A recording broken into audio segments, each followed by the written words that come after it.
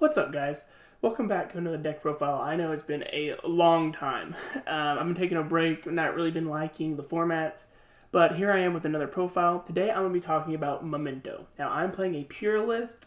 I am playing 42 cards in the main.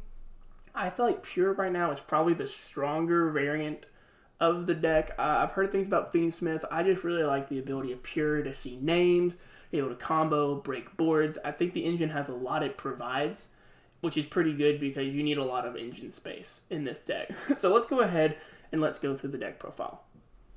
I went undefeated back-to-back with this deck. I played against niffuM Rizal. I played against a whole bunch of Fiend Pile, things of that. Really like it. The only deck I've not had as much experience with is Malice, but there are some ways in the deck that we use to play around it, and then I'm also considering to play. So for the main engine, pretty standard. I play 3 Darkblade, 3 Anguish, 3 Horse. I don't think you need to play Rhoda for Darkblade. I don't think you want to play into more hand traps, and I feel like sometimes I already see enough normals, and we play enough starters anyway that you don't need to play the 4th copy. Play 2 Goblin. We do play the Quick Play spell, and honestly, he's a really nice normal that you can play under nib through, so I like to play him. Plus, I just hate to see the Quick Play spell and not have a Goblin.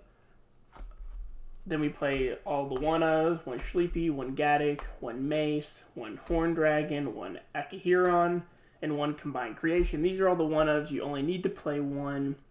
I do see some people playing 2 Sleepy. I don't think you need to play 2 Sleepy. I think 1 is fine for recyclability, and it's great to have when you open to play through boards, but the problem is people who know the matchup will keep you from destroying some of your cards. Like if you normal Darkblade, for example, if you special Tatsu, they're going to try to remove it before you can trigger the effect.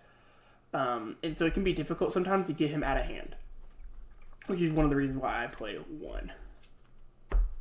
Now moving on to the spells, we play 3 Bone Party. I only play 2 Fusion, 1 Filled Spell. Let me explain why I play 2 Fusion. I know some people like 3. I see a lot of people on 3. I have found that I am playing a hand trap build, as a heads up, that sometimes I don't see 4 Mementos in hand, and it can be difficult sometimes. Like, sometimes you don't even see a second Memento, and if I open up Fusion plus, like, Anguish, or I see, like, Fusion plus Darkblade, it doesn't facilitate it the same way as, like, Bone Party or Breakout, as I'm about to show you, does. And so I just really prefer not bricking on this because it's a hard once. If it was not a hard once, I would definitely play 3. But it's nice to see. You can see it in many ways through your combo lines. So I don't feel like you need to brick on 3. If you want to play 3 just to see more names, that's fine. I have not missed it, especially with Akihiron, now being able to recycle the banished ones. We also play 3 Breakout. This is the last of the actual engine that we play. I think this card is broken. It allows you to play through so many more hand traps. It allows you to play through disrupts. It is just super nice, and it helps facilitate Darkblade, Anguish, and just really nice to be able to see a Goblin. It helps you play through nib as well. If you get nib to contribute, go Goblin, things like that. That's it for the engine. Moving forward, we play 1 Called By, 1 Talents. I'm considering bumping Talents. I just really don't know how to change my ratios right now to play additional, because I think Talents is broken right now. I just have been playing 42. When I bump it up to 43, I've not been seeing as consistent hands, so that's definitely something I'm going to have to experiment with. Then I play a whole bunch of hand traps.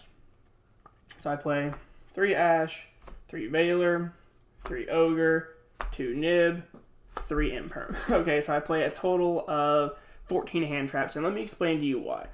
The reason why I play this and I don't main deck something like Book is I feel like seeing any 2 hand traps is really nice, because Memento, if you're only seeing 2 hand traps, you're usually seeing engine and things that can play through disrupt. So for example, going second, you've got 4 Memento cards in your hand that you can now use in order to break boards and play. And so I think Memento just being a strong engine right now into some of the better decks, I think hand traps are really strong.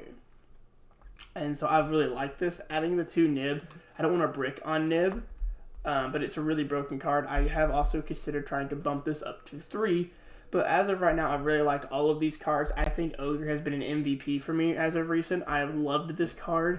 It's just kind of mediocre versus niffuM exclusively.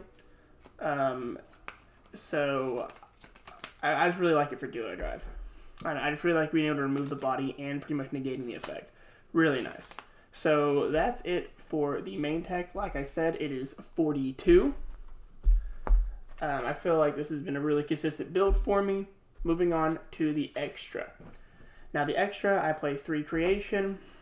I play 2 twin dragon.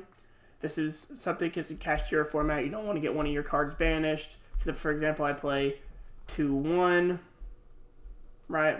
Cashier Unicorn just deletes your extra and really hurts your combo lines. So I like to be able to play multiple copies. Here are your inboard targets. I like Draco's Tapelio because you can hit, for example, the Ice Risal with it. And what it does is it turns off things like X effect on summon to be able to add. It just kind of makes their lines a lot more awkward and makes it difficult to play through. And it makes it a level 1 so they can't rank up with that normal summon. But that can be just for any 4.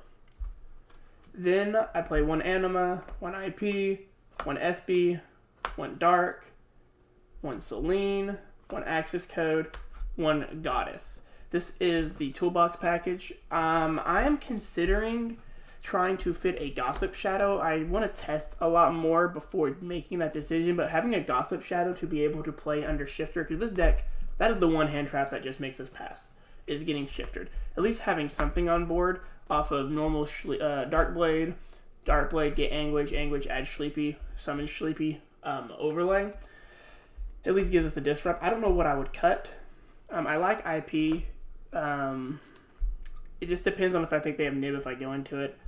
So it's just really preference. I've been seeing a lot of people play Chaos Angel as well, so I like having Goddess because if it can't be destroyed and it can't be destroyed by battle or affected by monster effects, we really don't have many outs besides just talents, which is an unsearchable out.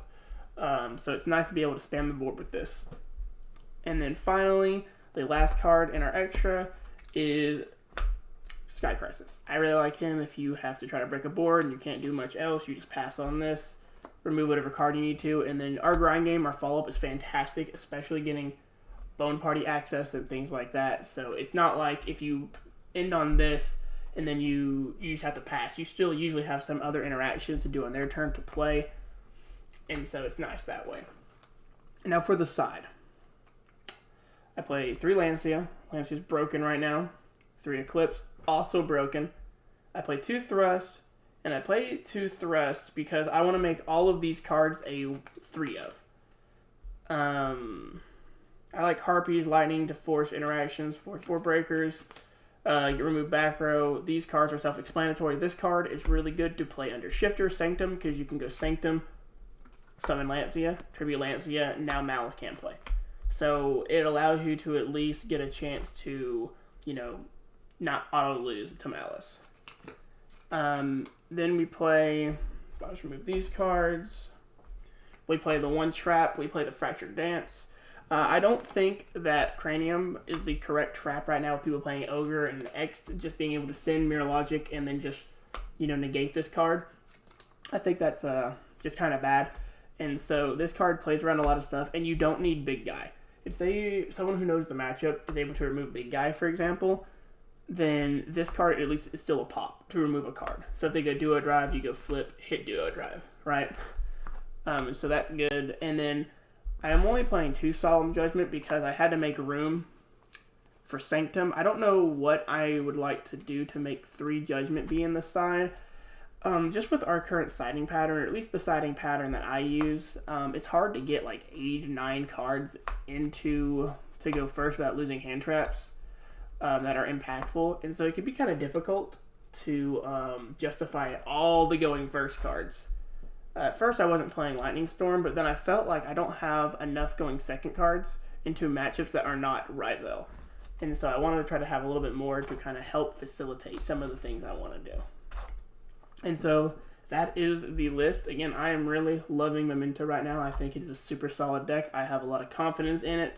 I think it is a fantastic deck to go into the meta and not have to spend hundreds and hundreds and hundreds of dollars. This core is sub $100. You could get it, and then you could just, be taking time for yourself to be able to figure out the lines, and just super fun. I've been enjoying Yu-Gi-Oh! Again, partially thanks to this deck. But that's all I have for you all today. It's nice to be back. Have a fantastic day. See ya.